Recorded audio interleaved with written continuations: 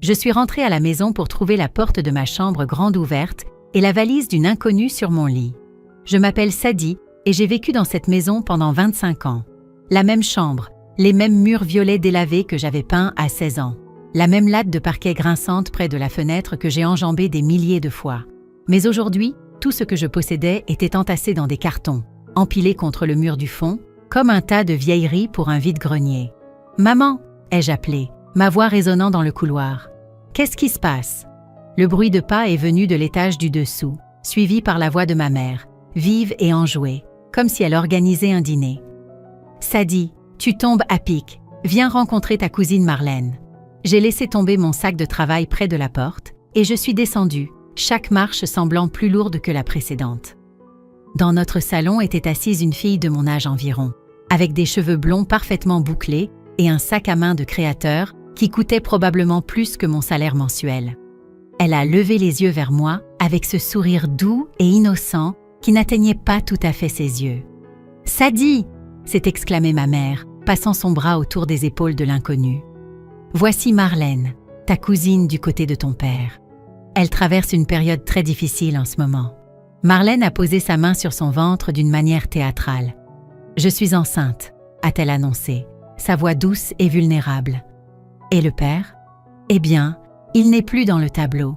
J'ai juste besoin d'un endroit sûr où rester, jusqu'à ce que je remette de l'ordre dans ma vie. » Je les ai regardées toutes les deux, attendant la chute de la blague. « D'accord, mais pourquoi ces affaires sont-elles dans ma chambre ?»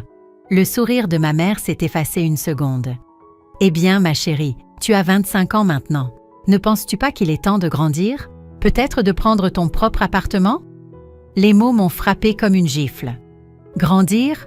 Maman, ça fait 2 ans que je paie la moitié du crédit immobilier. C'est moi qui fais les courses, qui couvre la facture d'électricité quand tu es entre 2 boulots.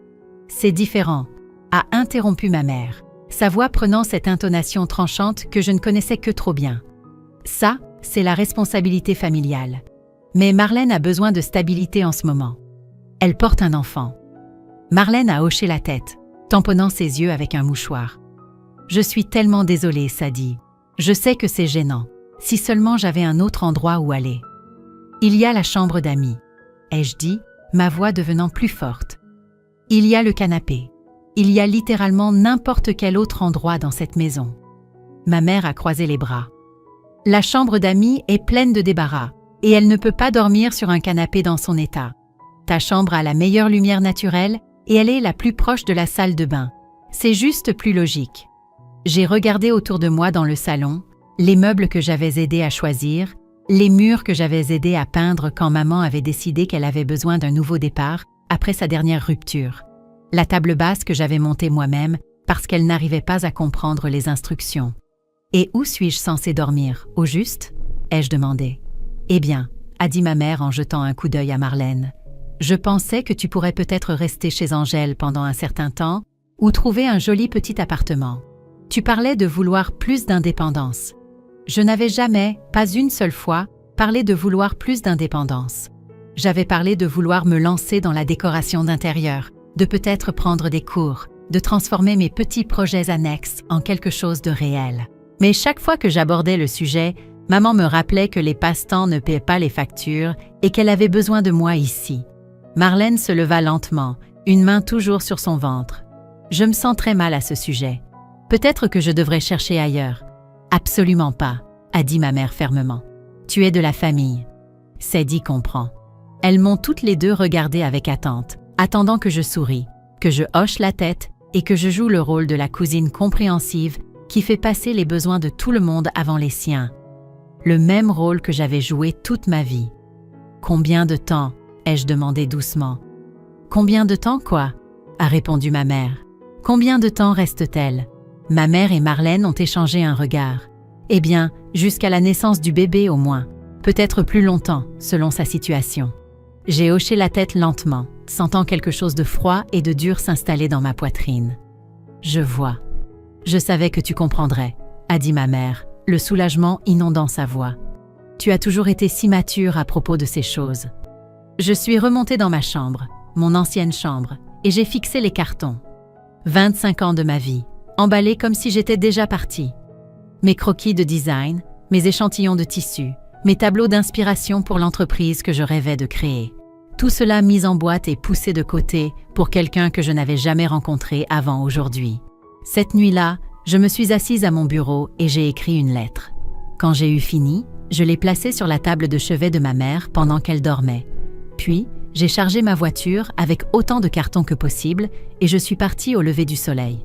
Dans mon rétroviseur, j'ai regardé la maison devenir de plus en plus petite jusqu'à ce qu'elle disparaisse complètement. Ils verront, me suis-je murmuré, les larmes coulant sur mon visage. Ils verront tous. Le micro-logement que j'ai trouvé était essentiellement un placard glorifié avec une fenêtre. 10 mètres carrés dans un entrepôt reconverti à 2 villes de là, coincé entre un salon de tatouage et une laverie automatique qui ne semblait jamais fermer. L'annonce le décrivait comme « cosy et parfait pour un style de vie minimaliste ». En réalité, il était juste assez bon marché pour que je puisse me le permettre sans avoir à retourner supplier à la maison. « C'est ça ?» a demandé Angèle en posant le carton qu'elle m'avait aidé à monter. Nous nous étions retrouvés via Facebook après que j'ai posté un statut vague sur les nouveaux départs. Et elle s'était présentée à ma porte avec du café et des cartons de déménagement, sans même que je le demande. « C'est temporaire ?» ai-je dit en inspectant l'espace. Un lit escamotable occupait un mur. Une kitchenette à peine assez grande pour une plaque chauffante en occupait un autre. Et la salle de bain était si petite qu'il fallait entrer dans la douche pour fermer la porte. Sadie, cet endroit est plus petit que mon dressing. Ton dressing ne vient pas avec l'indépendance.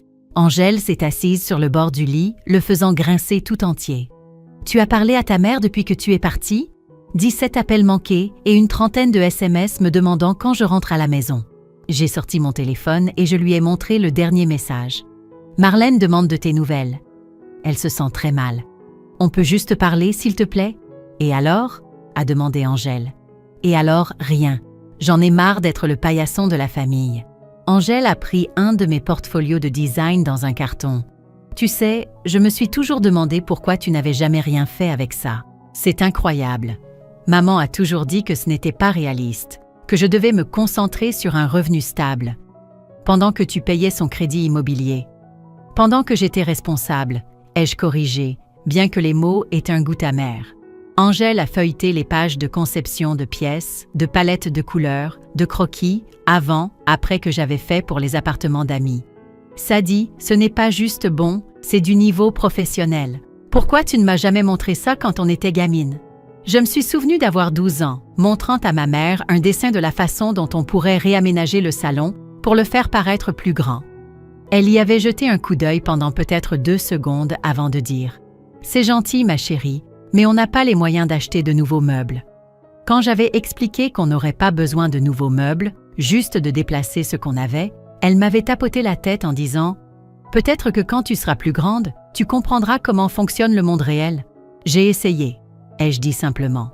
Angèle a fermé le portfolio et a regardé autour du petit espace. Et si on documentait ça? Documenter quoi? Cette transformation. Toi, transformant cette boîte à chaussures en quelque chose d'incroyable. Les gens adorent ce genre de contenu en ligne. J'ai ri, mais le son était creux. Qui va s'intéresser à une fille lambda qui rénove un placard? Tu serais surprise. Il y a toute une communauté de gens qui font des relookings de pièces sur Instagram. Certains d'entre eux ont des millions de followers. Je ne connais rien aux réseaux sociaux, mais moi, si. Les yeux d'Angèle se sont illuminés avec le même enthousiasme qu'elle avait au lycée quand elle m'avait convaincue de me présenter au conseil des délégués. Je travaille dans le marketing digital maintenant. Je pourrais t'aider à créer des comptes, à définir la stratégie de publication, les hashtags, tout ça. J'ai regardé autour du petit espace déprimant. Les murs étaient d'un beige institutionnel qui semblait aspirer la vie de tout. L'éclairage était dur et peu flatteur. L'endroit tout entier sentait l'abandon. Je n'ai pas d'argent pour des rénovations. Alors, on devient créatif. Les Emmaüs, les projets de bricolage, la peinture des bacs de déstockage. On documente tout le processus. On montre aux gens qu'on n'a pas besoin d'un budget énorme pour rendre un espace magnifique. Je me suis approchée de l'unique fenêtre et j'ai regardé la rue en bas. Une femme chargeait son linge dans sa voiture, se dirigeant probablement vers la laverie du rez-de-chaussée parce que son immeuble n'avait pas de machine. Un type en vêtements tachés de peinture déverrouillait le salon de tatouage. Des gens normaux menant des vies normales, faisant avec ce qu'ils avaient. Comment j'appellerais ça? Le conte? Je ne sais pas. Quelque chose d'accrocheur. Micro-métamorphose. Petit espace. Grand rêve. Angèle m'a rejointe à la fenêtre. On trouvera. Mon téléphone a vibré avec un autre texto de maman. S'il te plaît, rentre à la maison. On peut arranger ça. J'ai retourné le téléphone, face contre le rebord de la fenêtre. D'accord, ai-je dit. Faisons-le. Angèle a souri. Vraiment? Vraiment. Mais je veux le faire bien. Niveau professionnel, comme tu as dit.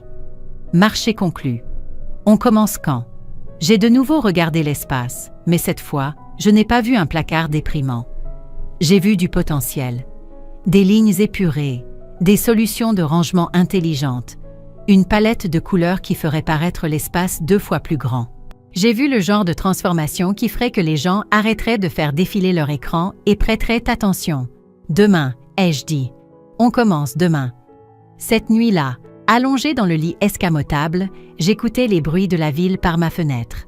Pour la première fois depuis des semaines, je ne pensais pas à ma mère ou à Marlène ou à la chambre qui n'était plus la mienne. Je pensais à la suite. 3 semaines après avoir commencé à documenter la transformation de mon micro-logement, mon compte Instagram avait exactement 47 abonnés. La plupart étaient des amis d'Angèle et quelques comptes de décoration d'intérieur aléatoires qui suivaient tout le monde en retour. L'algorithme prend du temps, disait Angèle, en ajustant la ring light qu'elle avait achetée pour nos séances photos. Il te faut juste ce seul poste pour percer. J'étais en train de retoucher le mur d'accent que j'avais peint dans un vert forêt profond que j'avais mélangé moi-même à partir d'échantillons de peinture à prix réduit. L'ensemble du projet m'avait coûté moins de 180 €, mais il avait l'air de sortir d'un magazine. On devrait peut-être essayer TikTok, ai-je suggéré en reculant pour admirer le mur. D'abord Instagram. Construire la base, puis s'étendre.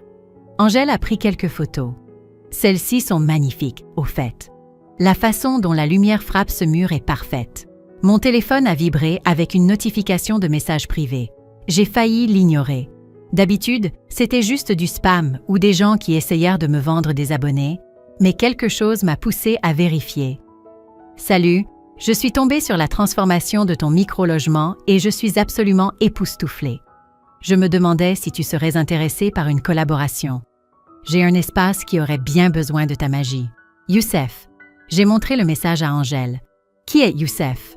Elle a attrapé mon téléphone et a parcouru son profil. Ses yeux se sont écarquillés. Sadi, c'est Youssef Hamidi, le chanteur. Il a genre 3 millions d'abonnés. Jamais entendu parler de lui. Il a eu cette chanson sur une rupture qui passait partout l'année dernière. Il est énorme sur les réseaux sociaux. Elle a continué à faire défiler. Regarde sa maison. Elle est magnifique, mais si stérile, comme un hôtel. Les photos montraient une immense maison moderne avec des baies vitrées et des meubles chers sur lesquels personne ne semblait s'être jamais assis. Beau, mais froid. Il veut que je redécore sa maison. Il veut collaborer. Ça pourrait signifier n'importe quoi, d'une seule pièce à toute la maison. Angèle vibrait pratiquement d'excitation. Sadi, s'il parle de ton travail à ses abonnés. J'ai repris le téléphone et j'ai fixé le message. Et si je rate tout? Et si tu ne rates pas tout? J'ai tapé une réponse. Bonjour Youssef. Merci de m'avoir contacté. J'aimerais beaucoup en savoir plus sur ce que vous avez en tête. Sa réponse est arrivée en quelques minutes. Seriez-vous libre pour un appel demain? Je vis dans cette maison depuis 2 ans et elle ne ressemble toujours pas à un foyer. Je pense que vous pourriez arranger ça. Le lendemain, je me tenais devant la maison de Youssef, essayant de ne pas hyperventiler. L'endroit était encore plus intimidant en personne. Tout en verre et en acier. Avec un aménagement paysager parfaitement entretenu, qui coûtait probablement plus que ce que j'avais gagné dans toute ma vie. Youssef a ouvert la porte lui-même, ce qui m'a surprise. Il était plus petit que ce à quoi je m'attendais, avec des yeux bienveillants et des doigts tachés de peinture. Sadi, je suis si content que vous ayez pu venir. Il s'est écarté pour me laisser entrer. Je dois vous prévenir, l'intérieur est assez déprimant. Il n'avait pas tort. Le salon était immense et rempli de meubles coûteux, mais il ressemblait à une salle d'exposition. Pas de touche personnelle, pas de chaleur, aucun signe que quelqu'un y vivait réellement. C'est magnifique, ai-je dit diplomatiquement. C'est froid, a-t-il corrigé. C'est mon ex-petite amie qui a tout choisi avant qu'on ne se sépare. J'ai toujours voulu changer, mais je ne sais pas par où commencer. Je me suis promenée dans l'espace en prenant des photos et des notes. Qu'est-ce que vous aimez, vous? Qu'est-ce qui vous met à l'aise? Honnêtement, votre petit appartement. Sur les photos, il avait l'air plus d'un foyer que cet endroit ne l'a jamais été pour moi. Nous avons passé 2 heures à parcourir la maison. Il m'a montré sa salle de musique, qui était le seul espace qui semblait personnel. Des guitares sur des supports, des carnets éparpillés sur un bureau, des œuvres d'artistes locaux couvrant les murs. Ça, c'est vous, ai-je dit. Cette énergie, cette créativité.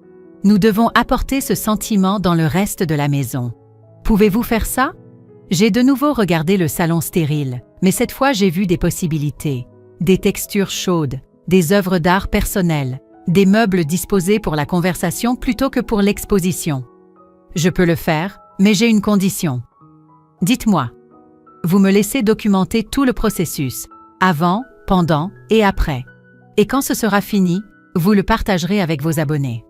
Youssef a souri. Marché conclu. Quand pouvez-vous commencer? Demain.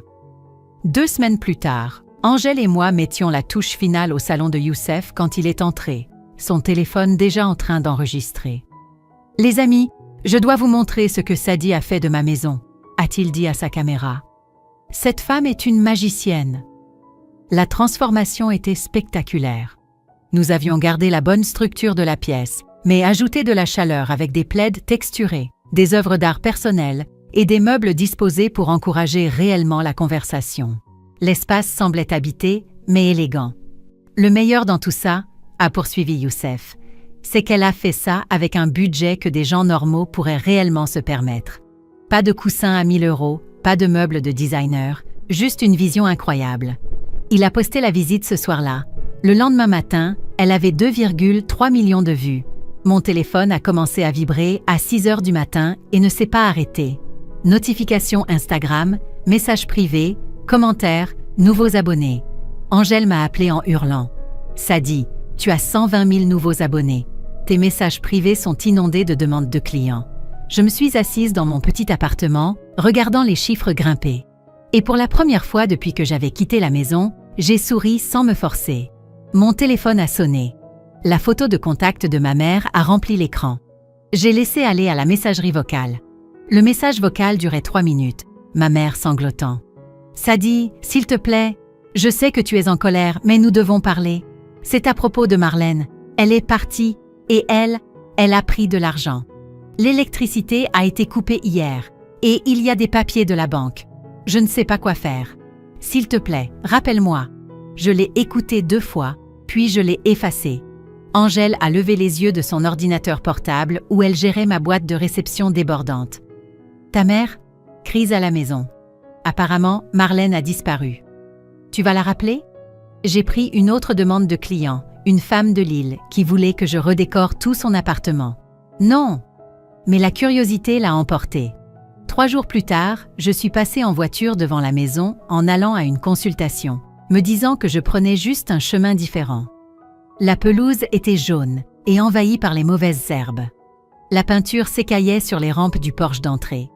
Un avis jaune vif était scotché sur la porte d'entrée. Je me suis garée de l'autre côté de la rue et j'ai appelé Lorraine, la sœur aînée de Marlène.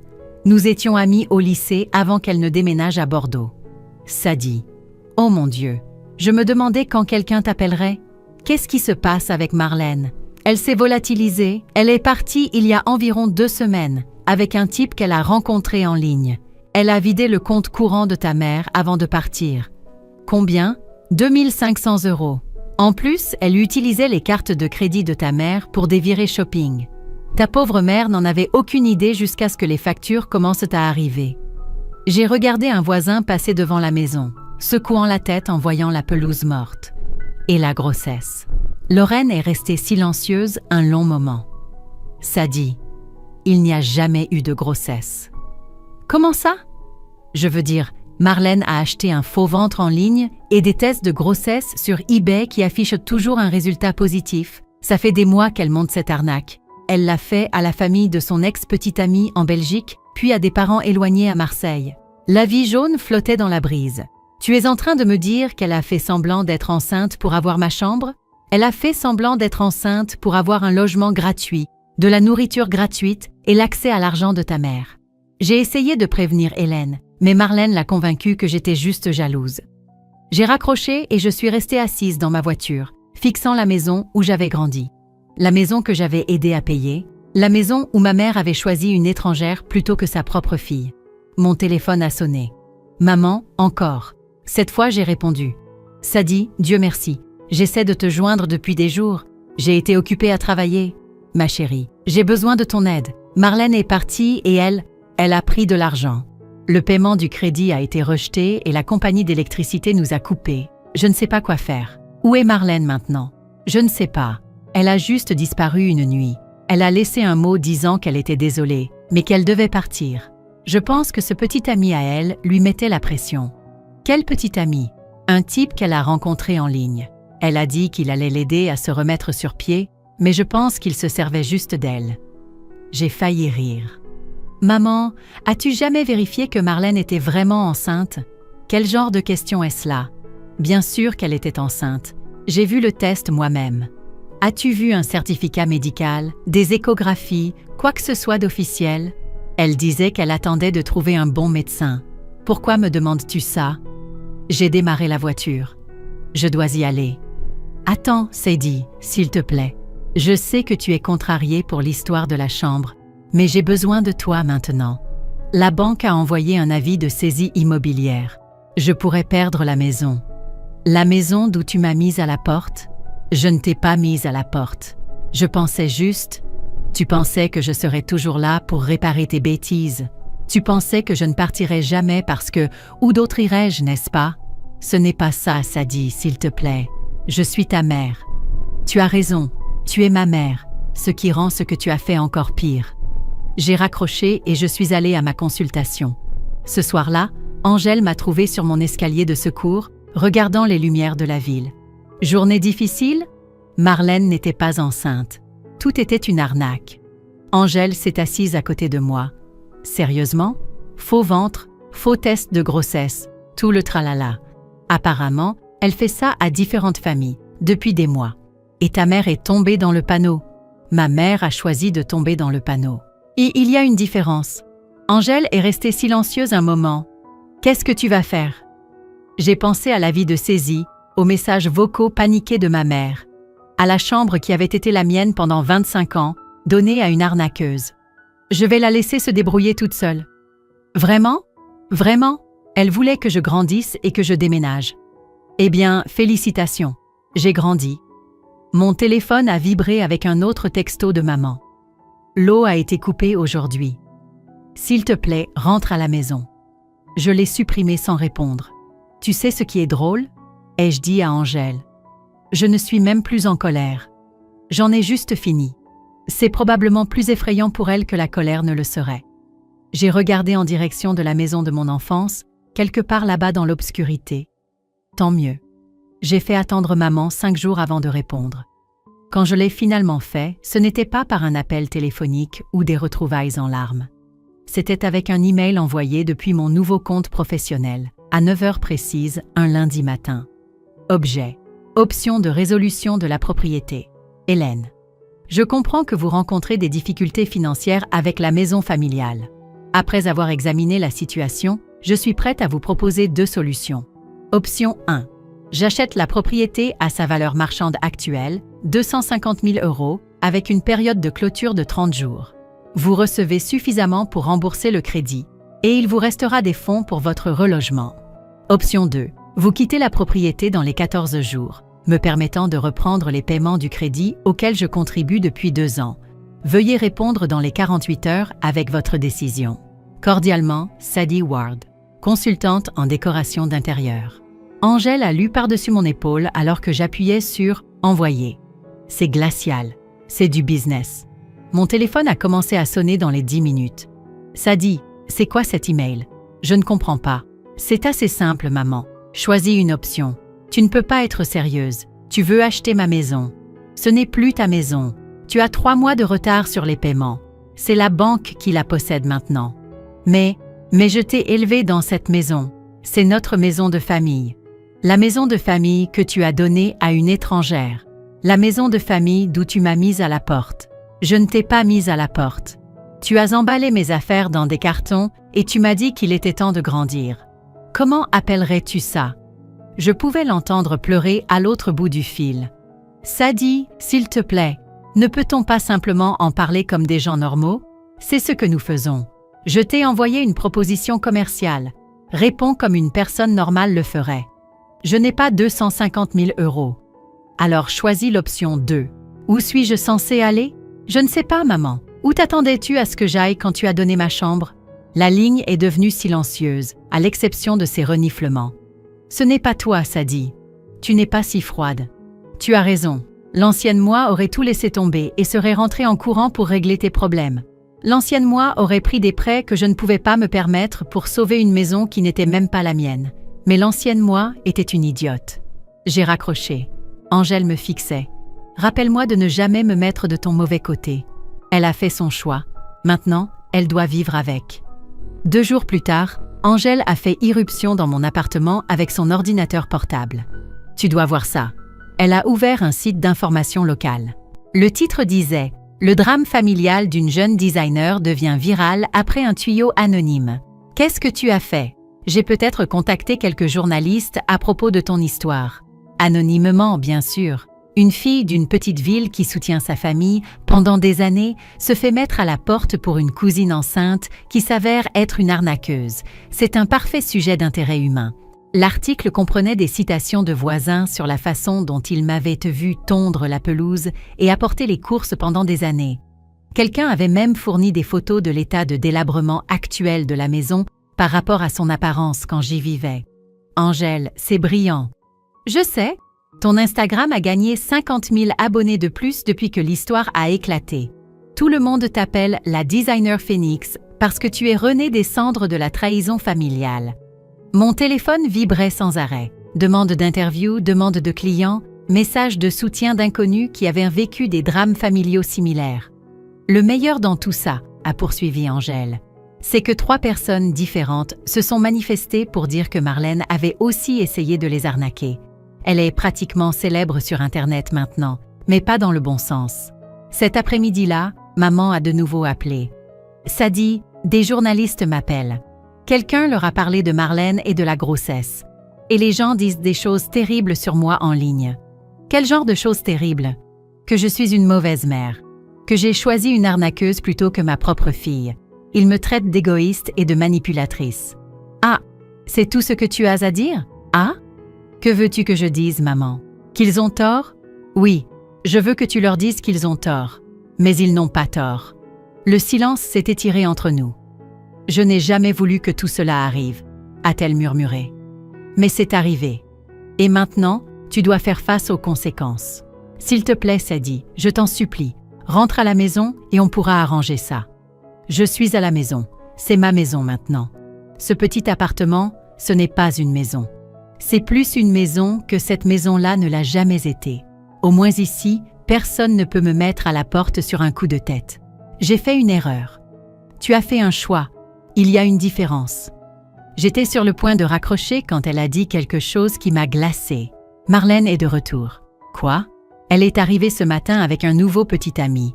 Elle dit qu'elle veut arranger les choses. Elle demande de tes nouvelles. J'ai regardé Angèle, qui m'observait avec les sourcils levés. Dis-lui que je lui passe le bonjour, ai-je dit avant de raccrocher. Angèle a souri. Ça va devenir intéressant, n'est-ce pas? J'ai souri en retour. Oh, ça va devenir très intéressant. Je suis arrivée à la maison un samedi matin, vêtue d'un blazer sur mesure et portant un portfolio en cuir. Mes cheveux étaient coiffés par un professionnel, mon maquillage impeccable. J'avais l'air d'avoir réussi et je voulais qu'il le sache. Maman a ouvert la porte, l'air de ne pas avoir dormi depuis des semaines. Ses yeux se sont écarquillés quand elle m'a vue. Sadie, tu as l'air différente. J'ai l'air d'avoir réussi. Je peux entrer? Elle s'est écartée et je suis entrée dans le salon où Marlène était assise sur le canapé à côté d'un type avec des tatouages dans le cou et une casquette de baseball à l'envers. Le faux ventre de grossesse de Marlène n'était nulle part en vue. Sadie, Marlène s'est levée d'un bond avec ce même sourire mielleux.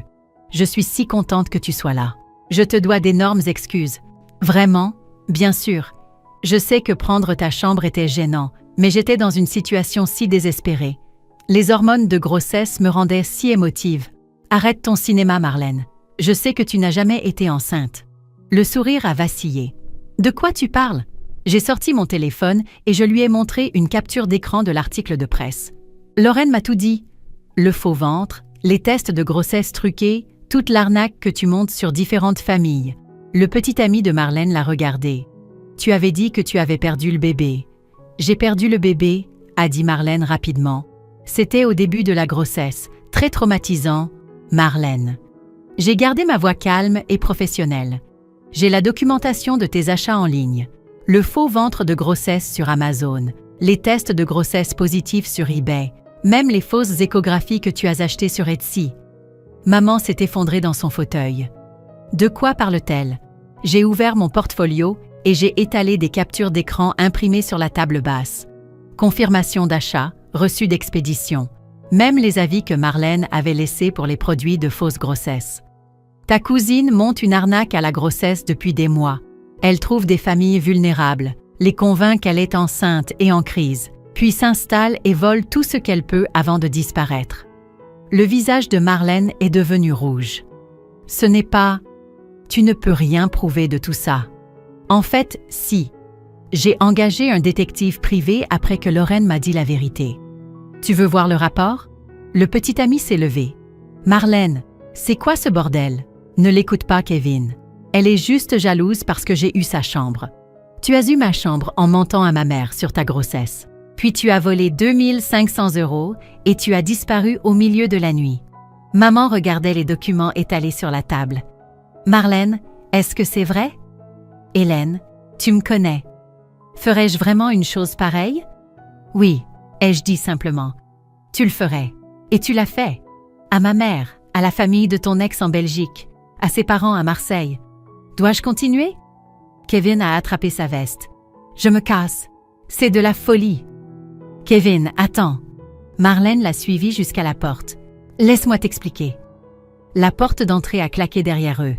Par la fenêtre, j'ai regardé Kevin démarrer en trombe, tandis que Marlène se tenait sur le porche, criant après lui. Maman a ramassé un des reçus d'achat. Un faux ventre de grossesse.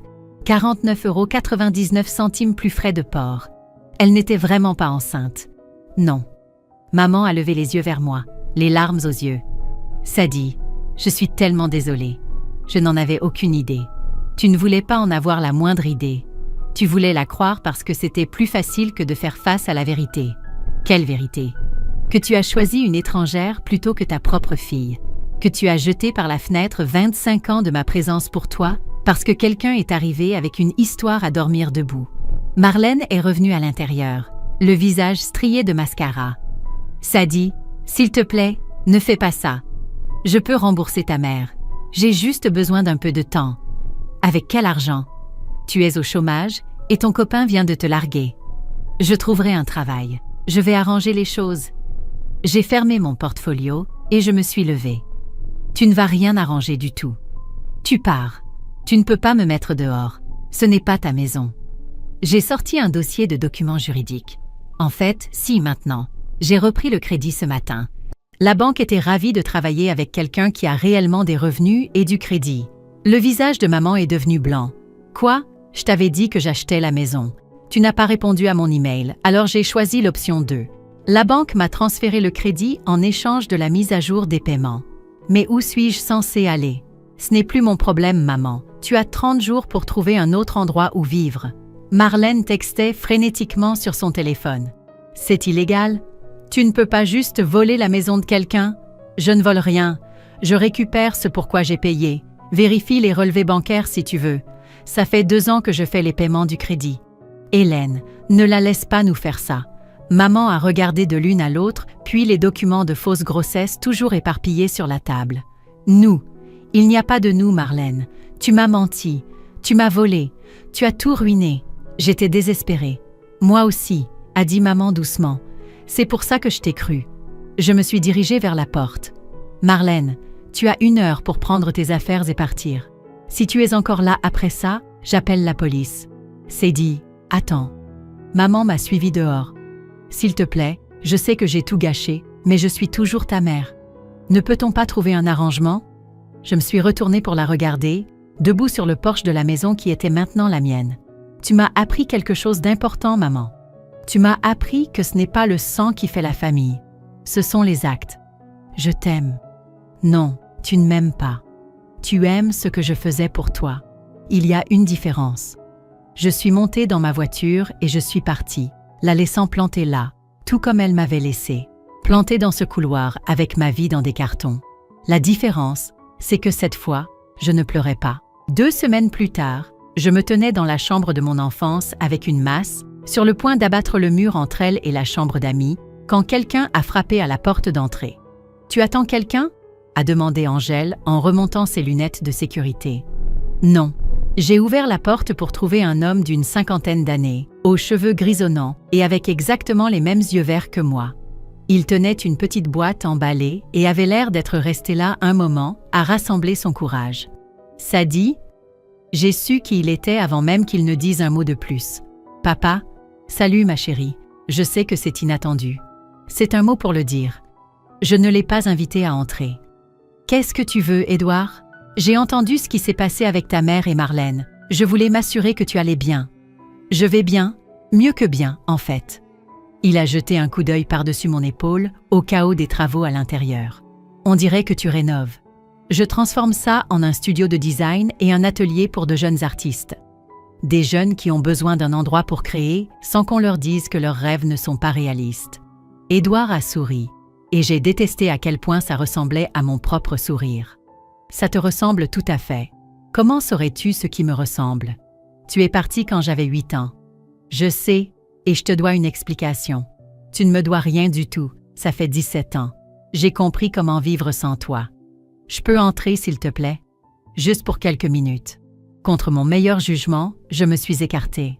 Angèle a fait un signe de la main maladroit et est retournée mesurer les montants des murs. Édouard a regardé autour du salon, observant les échantillons de peinture et les croquis de design que j'avais scotchés sur toutes les surfaces. « Ta mère a toujours dit que tu tenais ta créativité de moi. Maman a dit beaucoup de choses qui n'étaient pas vraies. Elle t'a dit que j'étais partie parce que je ne voulais pas la responsabilité d'une famille. Ce n'est pas ce qui s'est passé? » Édouard s'est assis lourdement sur le canapé. « Je suis partie parce que je faisais des crises d'angoisse si graves que je ne pouvais pas quitter la chambre pendant des jours. Je voyais des choses qui n'étaient pas là. J'entendais des voix. Ta mère disait que je te faisais peur. J'ai arrêté de faire semblant d'organiser mes croquis. » Quoi? Je faisais une dépression nerveuse complète. Et au lieu de m'aider à me faire soigner, Hélène m'a dit que je devais choisir entre obtenir de l'aide et être près de toi. Elle a dit qu'elle ne laisserait pas un fou élever sa fille. Ce n'est pas... Elle n'a jamais rien dit sur le fait que tu étais malade, parce qu'elle avait honte. La maladie mentale n'était pas quelque chose dont les gens parlaient à l'époque, surtout pas dans les petites villes. Édouard a sorti son téléphone et m'a montré la photo d'un petit appartement avec des peintures couvrant tous les murs. Je suis en thérapie depuis 15 ans. Je prends des médicaments. Je peins maintenant. Ça aide avec l'anxiété. J'ai voulu te contacter tellement de fois, mais Hélène m'a fait promettre de rester à l'écart jusqu'à tes 18 ans. À ce moment-là, j'ai pensé que tu me détestais. Je te détestais. Je ne t'en veux pas. Je me suis assise en face de lui. Pourquoi es-tu ici maintenant? Parce que j'ai suivi ton histoire en ligne, les articles, ton Instagram, tout.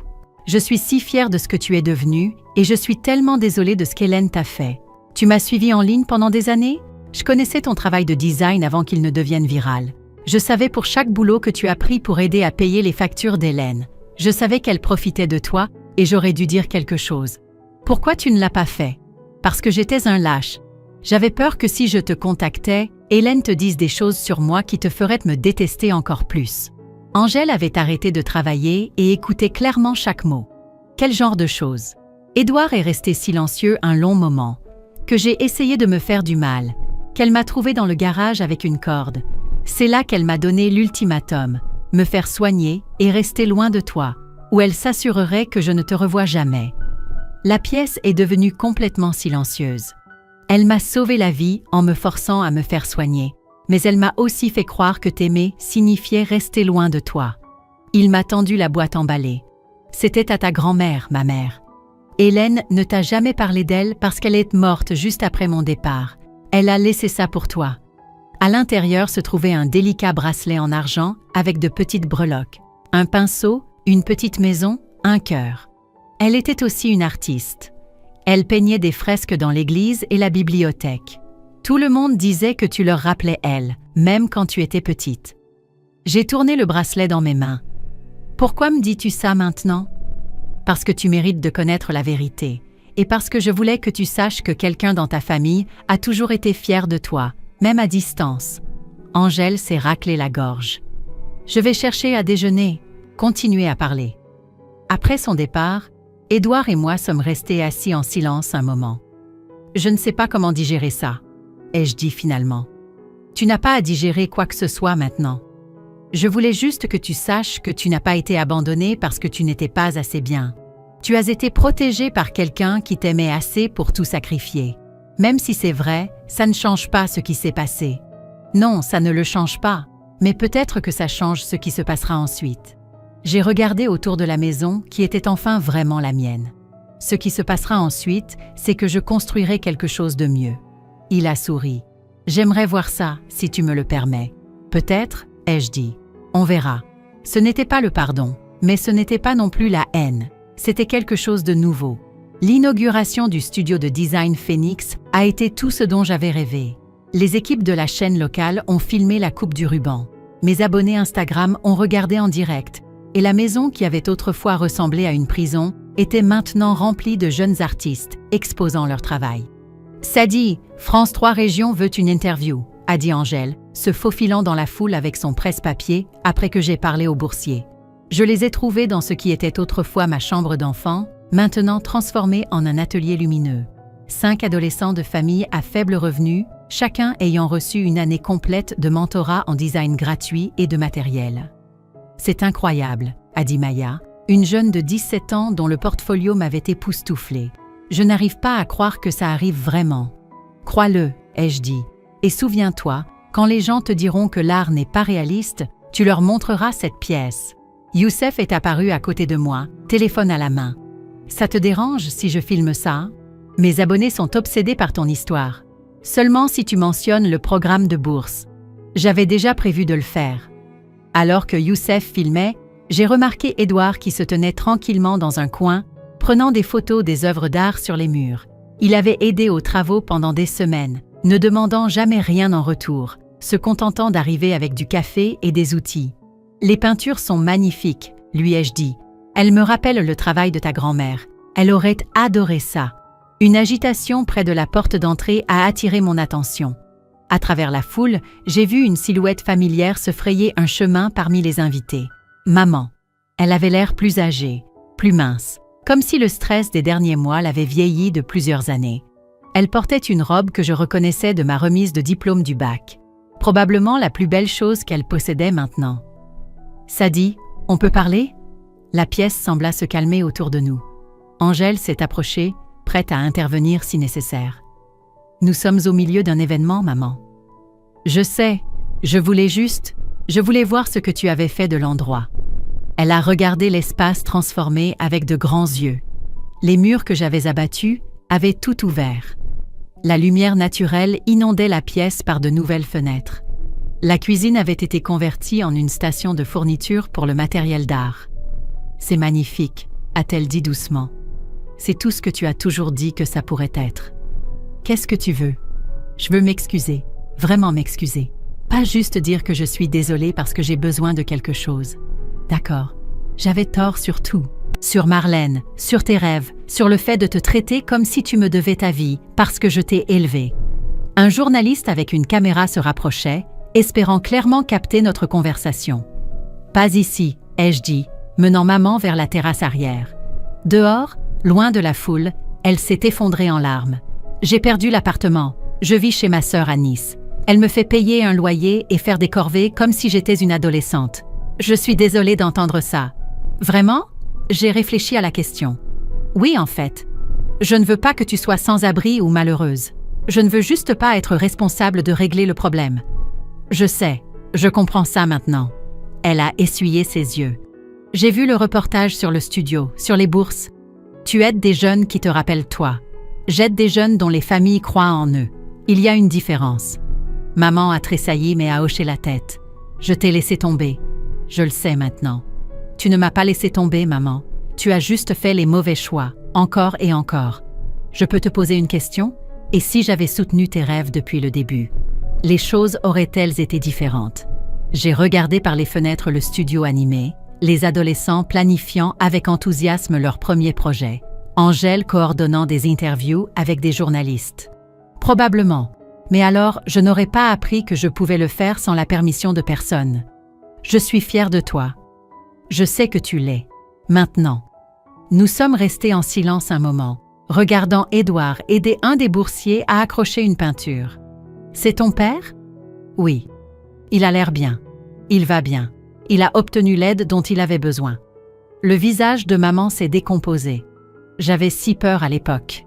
De sa maladie, de ce que les gens penseraient, de ne pas être capable de tout gérer seul. Alors tu t'es assuré de devoir tout gérer seul. J'ai fait beaucoup d'erreurs. Oui, tu en as fait. Angèle est apparue dans l'embrasure de la porte. Sadi, le maire veut te remettre la clé de la ville. J'arrive tout de suite. Je me suis retournée vers maman. Je dois y aller. Je sais. C'est ton jour. Elle a commencé à partir, puis s'est retournée. Pour ce que ça vaut, j'ai toujours su que tu étais spécial. J'avais juste trop peur de te laisser t'envoler. Je me suis envolée quand même. Je vois ça. Je l'ai regardé s'éloigner, et pour la première fois depuis des mois, j'ai ressenti autre chose que de la colère envers elle. Pas le pardon, exactement, mais de la compréhension. À l'intérieur, le maire faisait un discours sur les jeunes entrepreneurs et l'investissement communautaire. Les caméras tournaient alors qu'elle me remettait une clé surdimensionnée. Quelques mots pour nos téléspectateurs, a demandé le journaliste. J'ai regardé autour de la pièce tout ce que j'avais construit à partir de rien. Les jeunes qui auraient des chances que je n'avais jamais eues. Les amis qui avaient cru en moi quand ma propre famille ne le faisait pas. Ils pensaient que je m'enfuyais, ai-je dit à la caméra. Je ne m'enfuyais pas. Je reprenais tout ce qu'ils pensaient que je ne méritais pas. La foule a éclaté en applaudissements, et j'ai souri, sachant que quelque part, des gens qui avaient été rejetés et sous-estimés regardaient, et se disaient que peut-être, eux aussi, pouvaient reconquérir leurs rêves. La vengeance était complète, mais ce n'était pas le genre qui détruit. C'était le genre qui construit quelque chose de magnifique à partir des cendres. Fin de l'histoire.